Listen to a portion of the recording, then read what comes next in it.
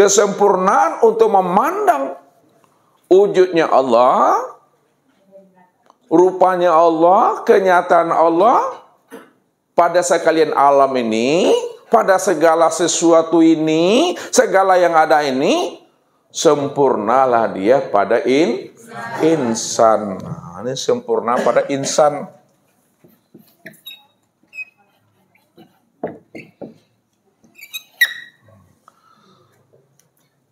Sempurnanya pada insan. Ya. Makanya kalau ingin tahu kita di mana letak sempurna pada insan, apa kata Allah tentang insan itu? Ya. Al-insanu siri sifati la ghairi. Insan itu adalah rahasiaku, rahasiaku itu sifatku, sifat itu tiada lain adalah aku. Lalu kita jelaskan kembali, ya, siapa insan, siapa rahasia. Nah, lihat, yang sebenarnya manusia ini, itu yang disebut namanya dengan Muhammad. Yang dikatakan manusia itu adalah Muhammad tuh. Yang dikatakan insan itu Muhammad. Nah, siapa yang dikatakan rahasia? Yang dikatakan rahasia itu adalah sifat. Tuh ya. Yang dikatakan rahasia itu sifat. Yang dikatakan Muhammad itu adalah sifat. Tuh yang mutar di atas. Yang dikatakan insan itu Muhammad. Yang dikatakan rahasia itu sifat. Nah, kita pandang sini, siapa yang dikatakan Muhammad, yang disebut Muhammad itu adalah sifat. Siapa yang dikatakan sifat? Lihat, yang dikatakan sifat itu adalah zat. Yang dikatakan sifat itu adalah zat. Kenapa yang dikatakan sifat itu adalah zat? Karena sifat itu kenyataan zat. Kalaulah sifat itu kenyataan zat, maka sifat itulah sebenar-benarnya zat itu. Kalaulah sebenarnya sifat itu adalah zat, siapa yang sebenar zat itu? Yang sebenar zat itu adalah Allah.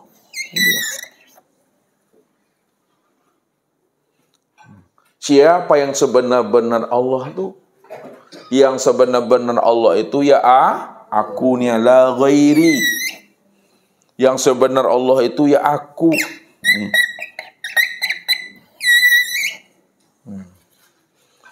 Kalaulah yang sebenar Allah itu adalah ghairi, tiada lain adalah aku, mana yang sebenar aku itu? Yang sebenar aku itu nih, dia aku nih. Tuh dia. Yang kosong itu yang aku tuh. Yang kosong itu yang dikatakan Rabbul Izzati itu. Tapi kalau disebut, berubah lagi namanya. Ya. Yang kosong itu nggak bisa disebut. La sautun wala harpun bil haqqi illallah. Tuh dia duduknya tuh. Tidak ada lagi namanya suara, tidak ada lagi namanya kata, melainkan semata-mata hanya dia, semata-mata nih, kosong nih yang dia tuh. Maka disitulah disimpulkan, karena dia itu tidak bisa disebut, dia tidak bisa dijelaskan, maka disitulah diuraikan bahwa Tuhan itu tiada berzat dan tiada bersifat. Yang Tuhan itu, yang aku tadi, yang aku yang kosong nih, tiada berzat dan tiada bersifat. Kalau disebut dia berzat dan disebut dia bersifat, itu juga wujud dirinya. Namun sebenarnya, dia tiada bersifat dan dia tiada berzat. Nah, kalau tiada bersifat dan tiada berzat, itu apa namanya? Nih.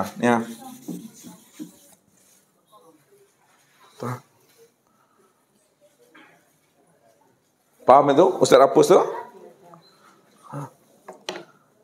Nggak bisa disebut, nggak bisa lagi diceritakan. Nah, itu yang Tuhan tuh. Nih. Nah.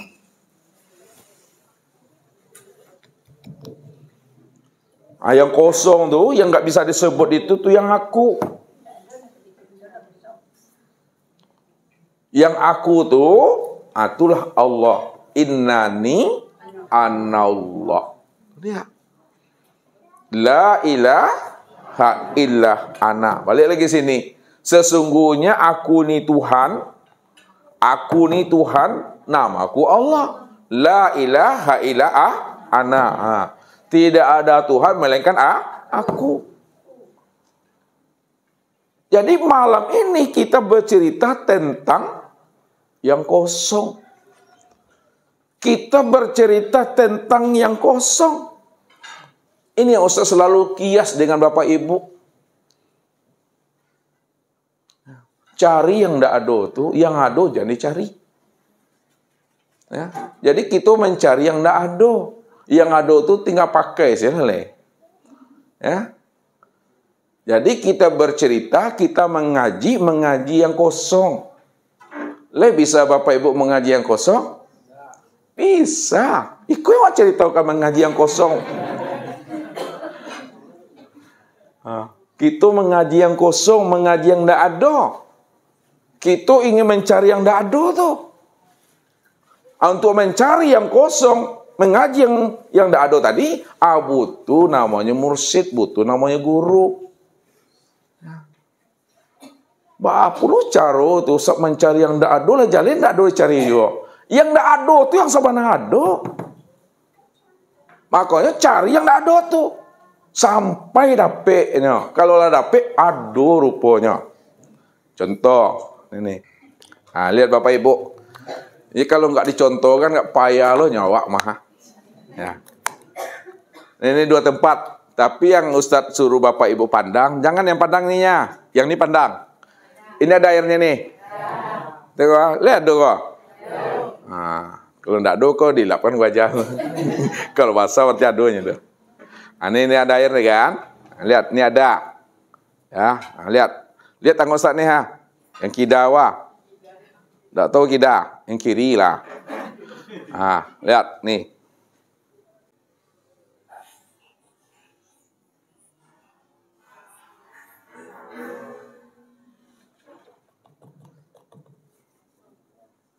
Pertanyaannya, air yang ada di dalam ini, ada atau tidak lagi? Tidak ada. Ada atau tidak? Tidak ada. Ada atau tidak? Kosong. Tidak ada ya. Kalaulah air yang di dalam ini tidak ada, karena ada disalin dan dibuangkan ke sini. Pertanyaan yang kedua, kosongnya ada atau tidak? Ada. Kosongnya ada atau tidak? Ada. Itu yang sebenarnya. Yang kosong kok ada. Nih. Paham nih? Makanya Ustaz bilang tadi, kita mencari yang kosong. Kita mencari yang tiada. Yang kosong, yang tiada inilah wujud yang sebenar ada. Kenapa wujud yang sebenar ada? Karena sebelum air ini dituangkan ke sini, di mana tadi? Ini ke sini tadi nih, ini kan ada nih tadi nih. Tuang dalam nih. Dan disalin pindah dia. Ada airnya atau tidak? Kosongnya ada atau tidak? Ada. Makanya kita bercerita tentang yang kosong. Kita mencari yang kosong, karena yang kosong itu yang sebenar ada. Ya. Siapa yang sebenar ada itu? Yang sebenar ada itu yang maha ada tadi. Yang kosongnya yang maha ada. Ini contoh aja Bapak Ibu. Kias untuk mendekatkan pemahaman kita. Makanya kita bercerita tentang diri yang kosong. Bercerita tentang diri yang tidak ada.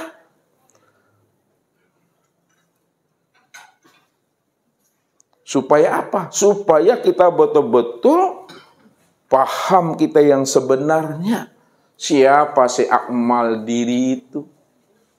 Siapa si jati diri itu? Si jati diri, si akmal diri, inilah yang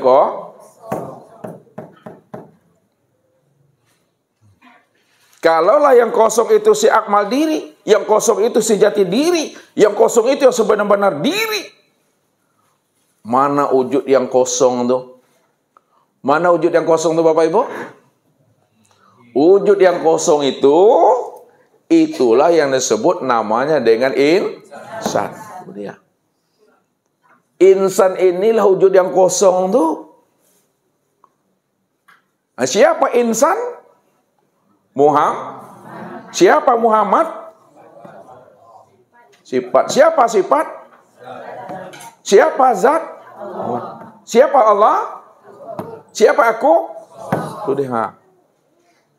Nggak, yo paham Arab sih kan nyampe lah itu mah. Tuh habis tuh.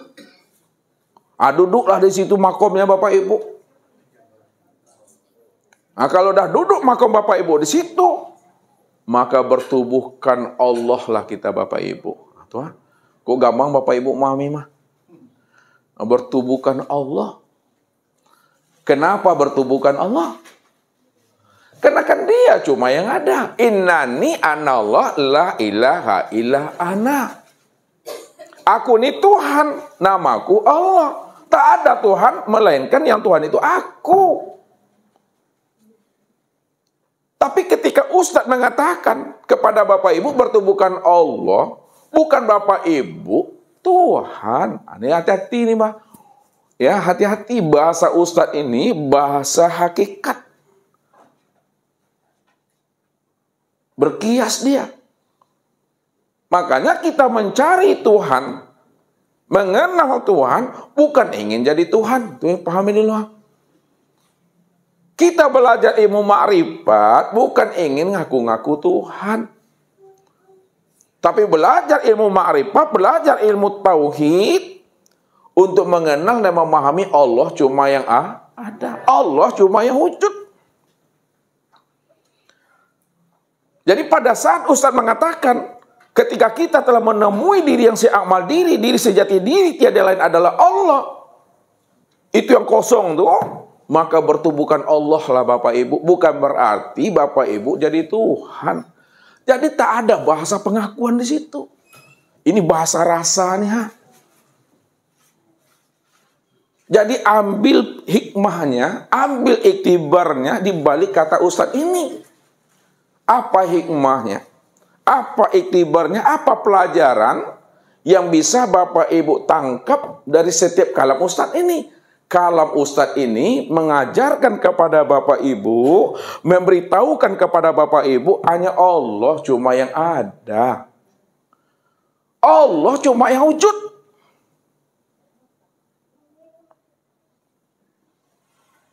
Jadi kalau Allah cuma yang wujud, Allah cuma yang ada, maka selain dirinya nggak pernah ada.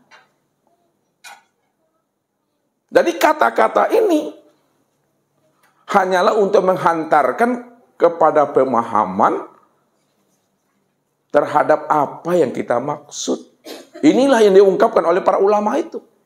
Ma yahruju baina syafatain ilal isyarati wal iktibar. Apa yang keluar daripada lisan nih hanya menunjukkan isyarat saja, iktibar saja. Tapi ambillah maknanya, ambil patinya, ambil sarinya di balik kata-kata ini. Kata Ustadz ini ingin mengeluarkan makna isi yang sebenarnya, yang tersimpan dan yang tersirat di dalam rahasia di Ustadz nih. Itu yang Ustadz keluarkan. Ustadz ingin mengeluarkan mutiara yang ada dalam diri Ustadz. Pahami bahasa Ustadz itu. Jangan hanya sebatas mendengar, tapi pahamilah makna di balik kata yang kita dengar itu. Tentu yang tahu maksud yang sebenarnya di balik kata yang Ustadz sampaikan itu, yang tahu itu Bapak Ibu atau Ustadz. Ketika Ustadz mengeluarkan kata itu tadi, yang sebenar tahu terhadap maksud dari apa yang Ustadz sampaikan itu Bapak Ibu yang sebenar tahu atau Ustadz? Ustadz yang sebenar tahu. Kalau Ustadz yang sebenar tahu, maka Ustadz menghantarkan kepada Bapak Ibu itu. Bagaimana maksud yang sebenarnya yang Ustadz maksudkan. Makanya kalau Bapak Ibu tak tahu, jangan sok tahu, tanya sama Ustadz. Karena Ustadz yang tahu. Kan jale.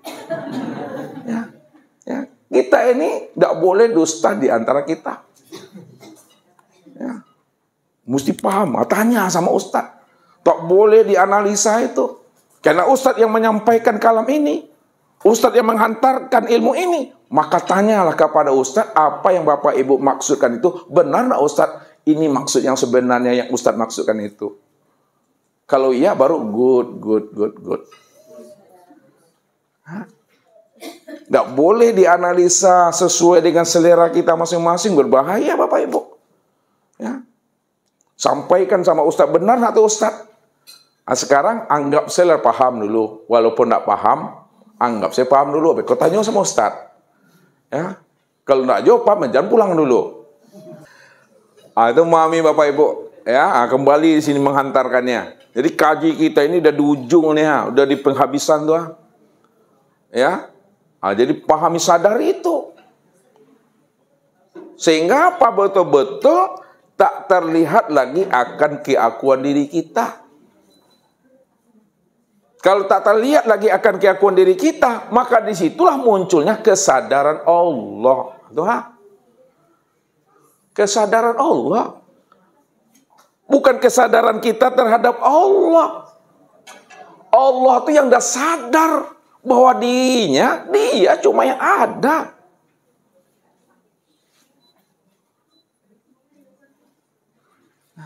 Kalau diturunkan dia ke dalam bahasa syariatnya, itulah dia. Insan itu sadar dia bahwa yang ada itu hanya Allah. Itu disebut kesadaran Allah.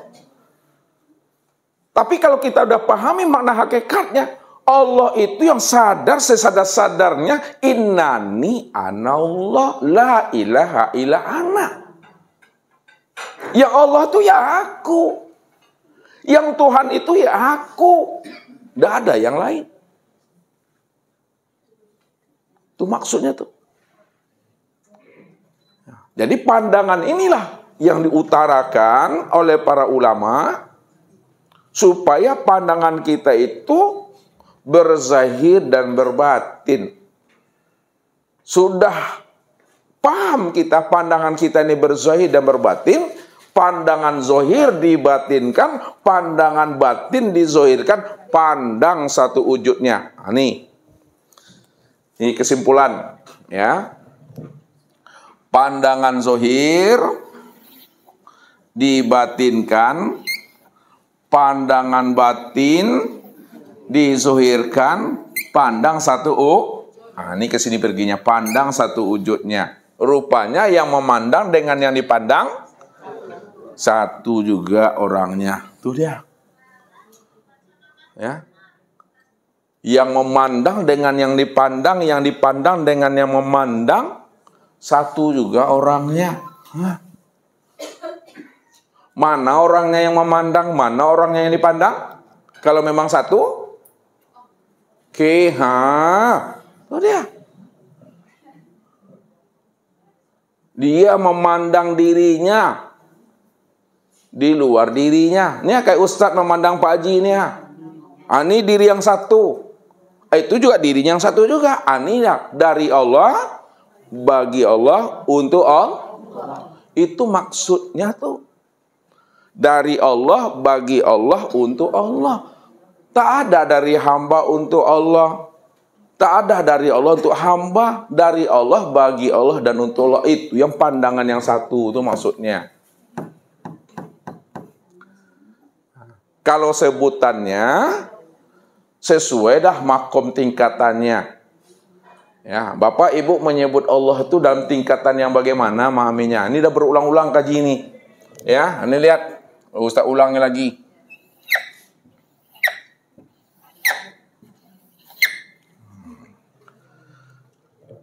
Ya, kalau digunakan bahasa syariat, ini bahasa syariat kata Ustaz. Kalau digunakan bahasa syariat, siapa diri Bapak Ibu ini sebutannya? Hamba. Itu dia. Hamba apa? Hamba. Sampai-sampai ngaji itu. Hamba dunia banyak lah. Hamba? Hamba Allah tuh. Itu bahasa syariat. Kalau bahasa torikatnya, siapa di Bapak Ibu nih? Apa? Cermin? Cermin Allah. Kalau bahasa hakikatnya dari Bapak Ibu itu apa? Wujudullah atau wujud all? Atau nyatanya all? Nyatanya Allah. Kalau diri Bapak Ibu ini disebut dengan bahasa ma'rifat, tiada lain, tiada lain Allah. Kalau dah tiada lain Allah, siapa sebenarnya? Ya Allah. Itu dia.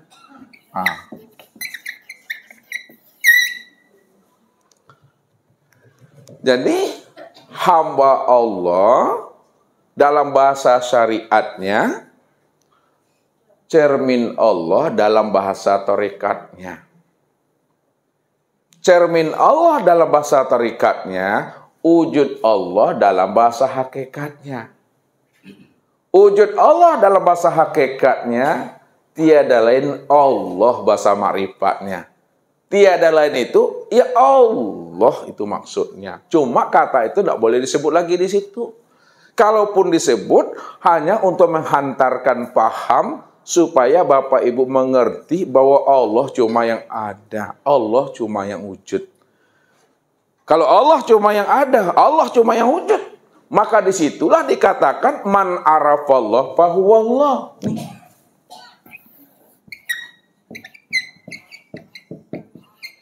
Man arafallah fahuwallah. Siapa yang telah mengenal Allah, Allah yang wujud, Allah yang tunggal, maka yang wujud dan tunggal itulah Allah.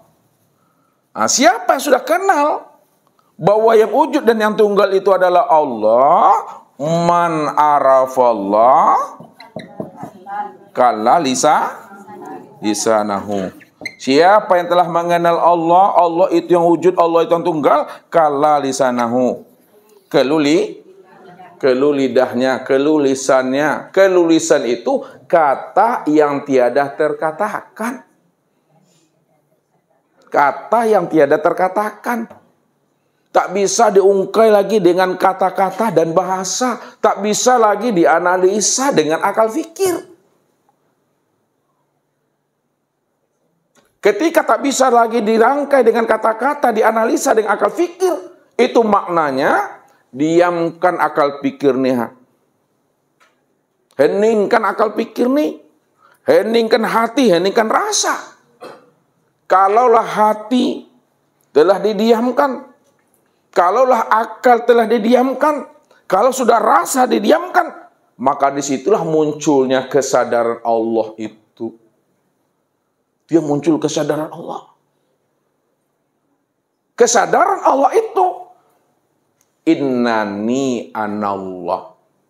Aku cuma yang ada itu. Namaku Allah.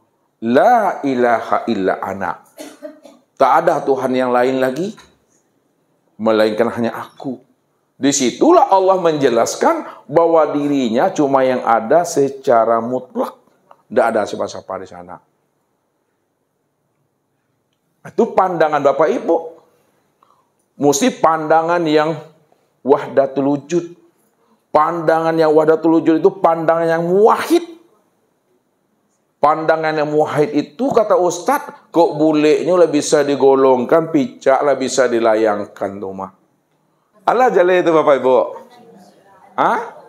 Allah jale. Allah bajumpu yang enggak dicari, yang foto yang kosong tuh. Udah berjumpa nak dengan yang kosong tuh. Udah bertemu nak dengan yang kosong tuh. Udah bersua nak dengan yang dicari itu tuh. Kalau udah, sadaqallahul azim.